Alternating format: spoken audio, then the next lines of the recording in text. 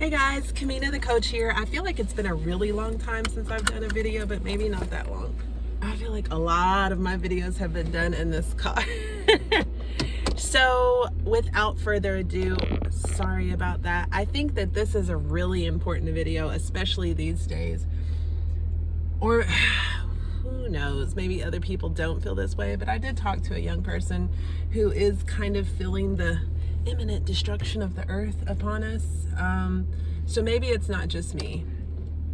Also, there's a friend that's in my cultivation group who has expressed the sentiment to me about moving through this journey alone. One of my most, I don't know if it's irrational or not, but my biggest fear in life has always been dying alone.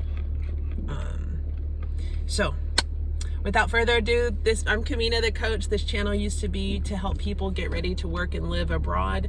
May someday go back to that, but for right now, I am addressing trauma, specifically early childhood trauma and adoption trauma. I am a transracial adoptee, meaning I am obviously a Black woman who was adopted by white parents, and I'm a late discovery adoptee. I didn't find out till I was 32 that I'm adopted. Isn't that great?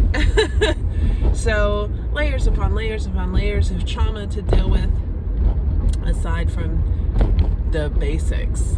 So let's just jump right in. I want to talk about this being alone, this idea, this fear of being alone. While community is important, especially when you're in the thick of healing and maybe a little unstable, you came into this world alone and you're gonna go out of this world alone. Now, there might be some spiritual assistance there with you, but ultimately, in the physical sense, you came in alone and you're going to go out alone. But are you really? So this past weekend, I had a really rough time. I recognize that I'm going to lose yet another friend. That I recognize that setting the boundary is not going to do any good, because there is an element of the character that is not aware when alcohol is involved.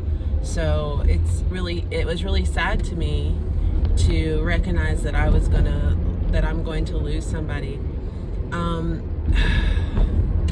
then this movie came on. And the movie was so powerful, and spoiler alert, I'm probably going to ruin the movie, but I still think you should go watch it. And this is how it ends. And it's a satire. If you don't know what that means, it's like drama comedy. It's like making fun of the drama, making fun of a dramatic situation. So it is the end of the world. And this young lady is a young adult, and she's saying, I don't want to die alone. I don't want to die alone. She was going to have like a party. No, she was going to sit home alone and watch something. And her inner self, her inner child is with her the whole time. And right from the beginning, you see that the theme is her inner child saying to her, you're not alone. You're not alone. You're not alone. And I guess that's what the title of this video will be. Adoptee, wounded child adult. You're not alone. Your inner child may be wounded, but it's always there and it's always loved you. Your inner child maybe needs some care and needs some nurture, but it never left you. He or she is always there with you, loving you in that kind of unconditional love that only your inner child can love you. And you keep looking for that mother love in friendship relationships and romantic relationships. And when, as an adult, the only place you can get that love, that level of unconditional love, is inside of yourself. And you're like, ooh, okay, so facts, what do I do? How do I do that? Well, first of all, stop talking junk to yourself. That was the big, and you know, it was years before, at least 3 years of positive self-talk before I started noticing a real change. Before it became natural to not harsh talk myself, to be, when I do something that is subpar, to become gentle with myself first, to love on myself first. It took me years to learn how to do that. Start there. You're like, what do I do? There's not a magic wand.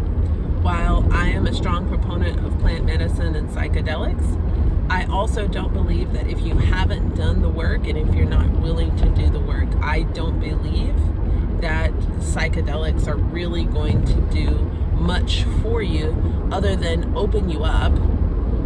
And if you don't take that opportunity after that opening up to lean into yourself, you're really missing out. You're kind of wasting the plant medicine. So this takes work. Loving yourself takes work. So 2 things you can start doing now.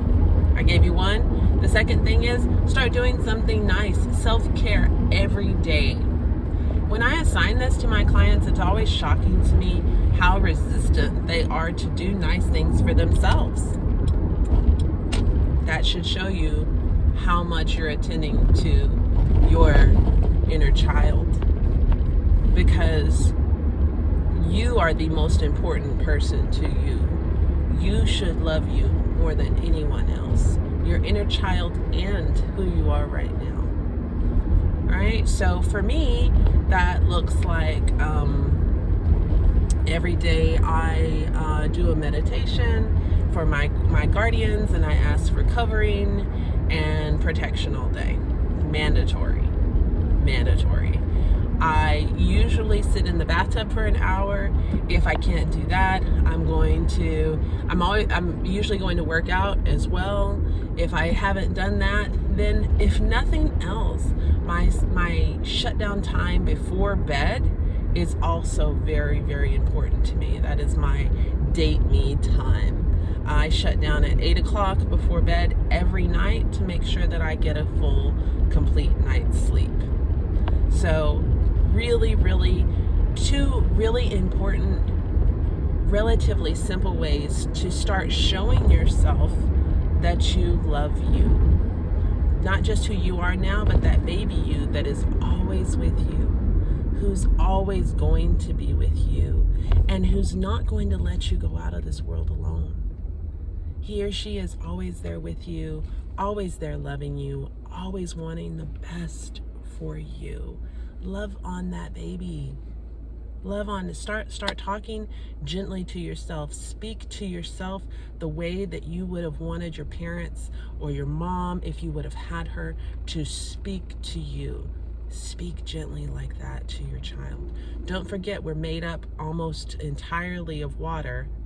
And that water experiment, when we speak harshly to water, it reacts in an ugly way. When we speak lovingly to water, speak lovingly to your water. We are mostly made of water. Speak lovingly to yourself. All right, so short, quick one. I think it's a very powerful message. Please don't skip over this one. Maybe watch it again. You're not alone, and you're not gonna die alone. Love what you've got in there. He or she is so important. Love on that baby. Be present with him or her. Until next time, Kamina the Coach, sending you love, light, peace, and joy.